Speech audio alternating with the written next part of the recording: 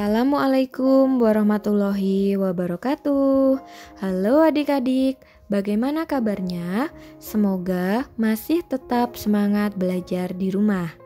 Berjumpa lagi dengan Bu Guru Dila. Pada video kali ini, Bu Dila ingin menyampaikan materi kelas 5, tema 6, subtema 2, pembelajaran keempat.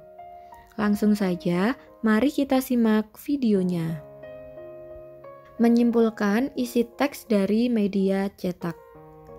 Surat kabar atau koran merupakan media cetak yang sering digunakan masyarakat untuk menemukan informasi. Sebuah informasi tersusun dari pokok pikiran. Sekedar mengingatkan, pokok pikiran merupakan ide utama atau gagasan dari sebuah paragraf. Pikiran pokok dapat ditemukan di awal, di tengah, ataupun di akhir paragraf.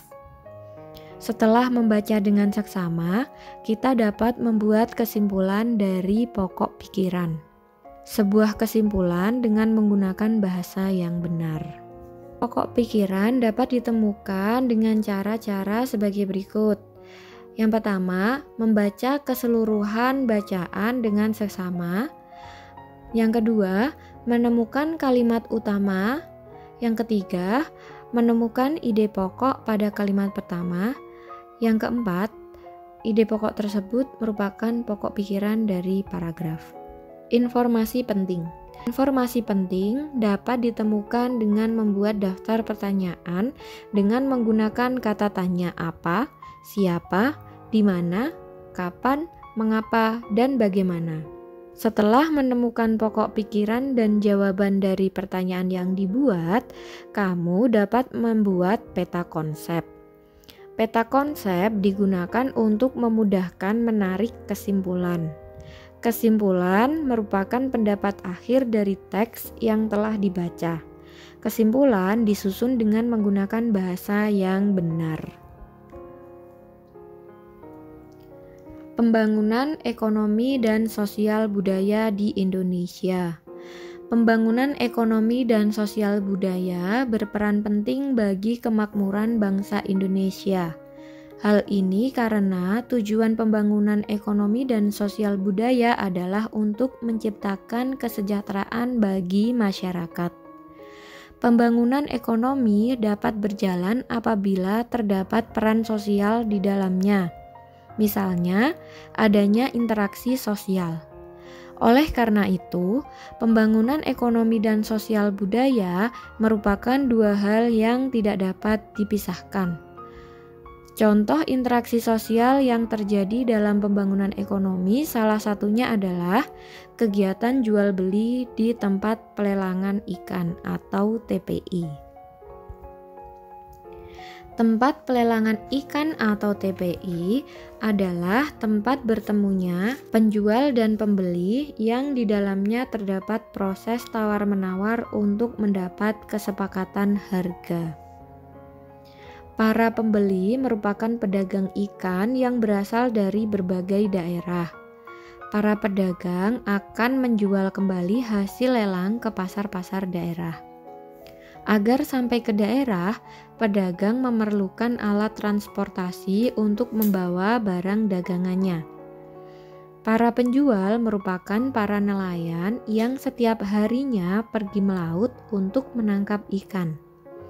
Para penjual memiliki kewajiban untuk membayar dengan harga penawaran tertinggi dalam kegiatan pelelangan ikan. Proses tersebut akan terus berlangsung sehingga tercipta pembangunan ekonomi di daerah tersebut.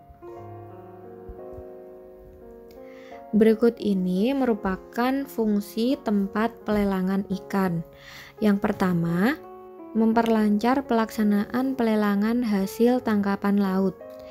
Kedua, mengusahakan stabilitas harga ikan. 3. Menyortir, mencuci, dan menimbang sebelum dilelang. 4. Pengepakan ikan sebelum dikirim ke daerah pemasaran. 5. Meningkatkan taraf hidup dan kesejahteraan nelayan beserta keluarganya. Dan yang keenam, meningkatkan pendapatan asli daerah. Hak dan kewajiban warga masyarakat. Setiap warga masyarakat memiliki hak dan kewajiban yang harus dilaksanakan secara seimbang. Hak merupakan sesuatu yang harus kita terima, dan kewajiban adalah sesuatu yang harus dilaksanakan untuk menjamin terpenuhinya hak. Dengan demikian, hak akan diperoleh setelah kewajiban dilaksanakan. Hak dan kewajiban yang dilaksanakan tersebut disesuaikan dengan peran masing-masing, sebab hak dan kewajiban yang dilaksanakan setiap orang berbeda-beda. Selain itu, hak dan kewajiban masing-masing orang dalam suatu lingkungan saling berkaitan dan memengaruhi. Misalnya, hak dan kewajiban di lingkungan rumah berbeda dengan hak dan kewajiban di sekolah atau di lingkungan masyarakat. Berikut ini contoh hak dan kewajiban masyarakat di lingkungan pasar. Di lingkungan pasar terdapat pedagang yang mempunyai peran menjual dan menyediakan barang-barang kebutuhan. Pedagang tersebut memiliki kewajiban membayar retribusi dan biaya sewa kios dan menjaga kebersihan pasar. Haknya adalah mendapat tempat atau kios untuk berjualan dan menggunakan fasilitas yang ada di pasar. Selain pedagang, di lingkungan pasar juga terdapat petugas retribusi pasar yang berperan menarik biaya retribusi pasar dari pembayar retribusi atau dari para pedagang yang ada di pasar.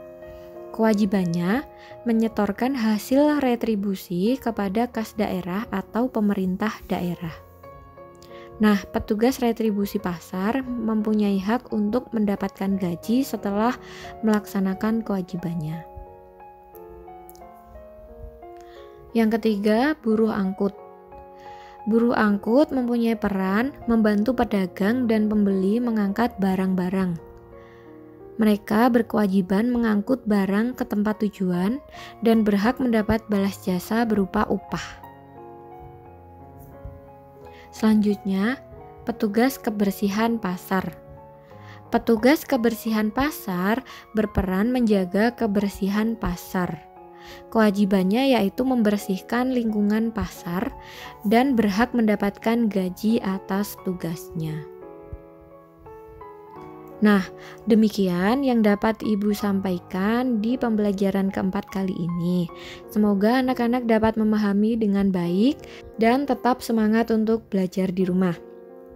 Apabila kalian mempunyai pertanyaan, dapat disampaikan melalui email, WhatsApp, maupun komentar di YouTube channel Bu Guru Dila. Jangan lupa untuk selalu menerapkan protokol kesehatan dimanapun kalian berada dengan cara 3M, yaitu mencuci tangan, memakai masker, dan menjaga jarak. Sampai jumpa. Wassalamualaikum warahmatullahi wabarakatuh.